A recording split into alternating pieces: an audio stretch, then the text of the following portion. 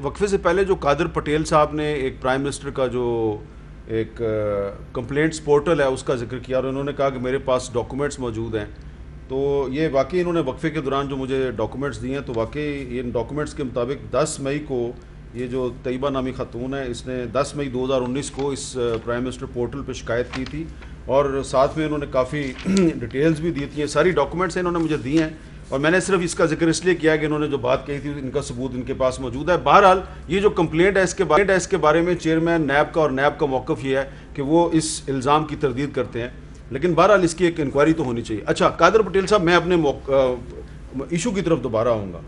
ये जो दोहरी शहरियत रखने वाले मुआवनीन खसूसी हैं और एडवाइज़र तो नहीं है लेकिन माजी में एडवाइज़र भी रहे हैं, इस मामले पे क्या अपोजिशन की पार्टियां जो हैं वो APC में कोई मुश्तरका हिकमत अमली इख्तियार करेंगी या पार्लियामेंट में आपको मुश्तरका हिकमत अमली इख्तियार करेंगे? सर इसमें मीर साहब हमारा मौक़िफ़ बिल्कुल क्लियर है। हम पहले तो ये कहते हैं कि जो बैरून मुल्क पाकिस्तानी हैं वो हमारा असासा हैं, उन्हें हर तरह का हक मिलना चाहिए, लेकिन पॉलिसी एक ही होनी चाहिए। अगर हम बगैर औत के कुछ नहीं बन सकते तो फिर वो भी नहीं बन सकते, हम तो मुंतखब हैं, ठीक है ना।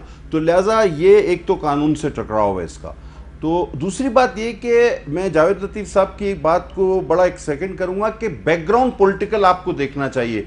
कोई मोहतरमा बेनज़ीर भुट्टो के कदकाट का, कोई मियाँ साहब के कदकाट का बंदा बाहर रहा हो, उसकी पाकिस्तान को अशर ज़रूरत हो। सर ये लोग तो वो लोग लगे हुए जो अरबपतियों और गैर कानूनी तरीक़ों से उन्होंने असासे बनाए, और जब अब उनके असासे नज़र आ रहे हैं तो लगता है कि बेचारे ईदी से हम बेकार में चंदा लेते रहे, इनसे पैसे इकट्ठे कर लो, सारी गैर मुल्की करेंसी है, पाकिस्तान का कर्जा उतर जाना है। और जहाँ तक खान साहब ने इस बात पर जोर दिया हमेशा कि गलत लोगों को ना लाया जाए, बाहर से लोगों को ना लाया जाए, तो मैं इतना कहूंगा खान साहब की हर वीडियो पे कि याद माजी अजाब है यार अब छीन ले मुझसे हाफिजा मेरा। अहम फैसले कैबिनेट में बैठ के वही लोग कर रहे हैं जिनका माजी दागदार है, जो अरबोपति थे, जिनका सियासत में कोई किरदार नहीं, जिनका जद्दोजहद में कोई किरदार नहीं।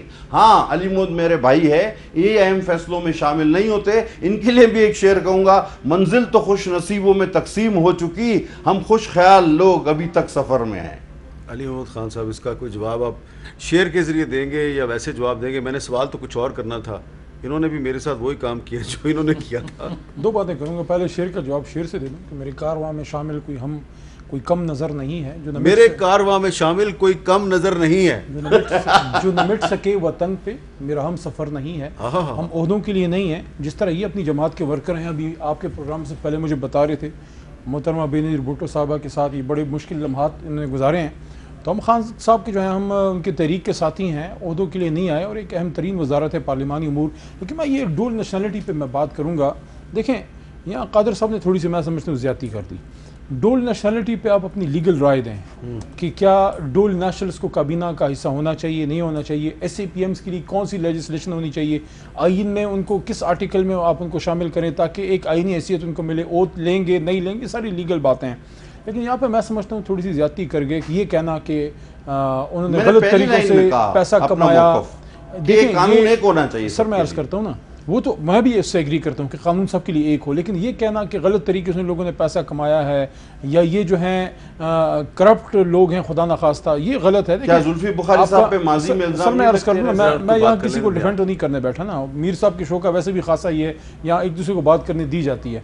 मेरा अर्ज ये है कि ऐसे ओवरसीज़ पाकिस्तानीज़ हैं जो बाहर अच्छा परफॉर्म करते हैं, करोड़ों अरबोंपति बन गए मेहनत के बलबूते पे। आप क्या समझते हैं कि इनमें से लोग गए हैं वहाँ अमेरिका या इंग्लैंड में, लोगों ने वहाँ करप्शन करके पैसा बनाया? हाँ, इस बात पे बात करें, क्या कोई डुअल नेशनल है तो क्या उसको हम हिस्सा बनाएं ना बनाएं, लीगल बात करें ताकि वो कानून साजी जो आप लोग नहीं कर सके वो हम करें। जैसे आज एक बहुत बड़ा काम हुआ है, एक पॉजिटिव काम हुआ है, आज सेनेट ऑफ पाकिस्तान में बलोचिस्तान की सूबाई असेंबलियों की सीटें जो है 106 आर्टिकल में तरमीम हम सब ने मिलकर की है, अपोजिशन गवर्नमेंट 13 सीटें, और बलोचिस्तान को एक बहुत बड़ा उनको एक हक मिला है, उनकी ख्वाहिश पूरी हुई है, तो ये पॉजिटिव काम। अच्छा, लेकिन इस तरह की लेजिस्लेशन की बात करें। आपके साथी जो है जुल्फी बुखारी साहब जिनका जिक्र आ रहा है, तो मियाँ जवेद लतीफ़ साहब, उन्होंने आज एक स्टेटमेंट दिया, ज़रा मैंने पहले भी आपने इब्तिदा में भी सुना, ज़रा सुने। जुल्फी बुखारी साहब जो हैं उन्होंने कहा है कि डोनाल्ड ट्रंप भी काबीना के इजलास में आके बैठ सकता है। मैं हामद मीर साहब, मेरी बात जो मैंने पहले भी की थी उसको आपने मुकम्मल ना होने दिया, मैं नहीं करता दोबारा। मगर खुदा के लिए हम कहना क्या चाहते हैं भाई? अगर आप यही बताएं, आप कहना क्या चाहते हैं? आप डोनाल्ड ट्रंप तक तो पहुंच गए हैं आप, कि आप उनको कैबिनेट में, आपको ये शर्मिंदगी नहीं है कि डुअल नेशनल जो हैं उनको आपने कैबिनेट में बिठाया हुआ है, बल्कि आप उससे ऊपर से सीना तान के ये कह रहे हैं कि वो भी कैबिनेट में आके बैठ सकते हैं। तो फिर मुझे ये बताएं कि पाकिस्तान की सॉवरेंटी है किसके हाथ में?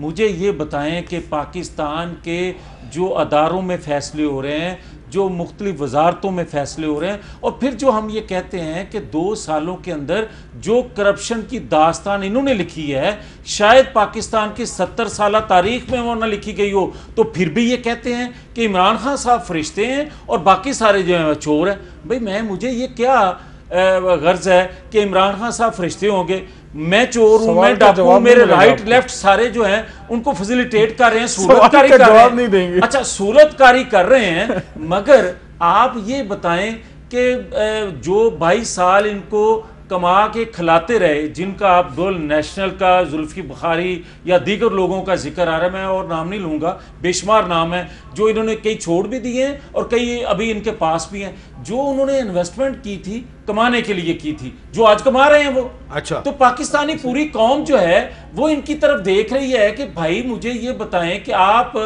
2018 से पहले क्या कहते थे और 2018 के बाद आप खुद क्या कर रहे हैं? वैसे एक दाद देनी पड़ेगी, मियाँ साहब ने एक तकरीर ज़बरदस्त याद की और हर जगह वही करते हैं, यहाँ भी करते हैं, इधर भी किए, असेंबली में भी करते हैं।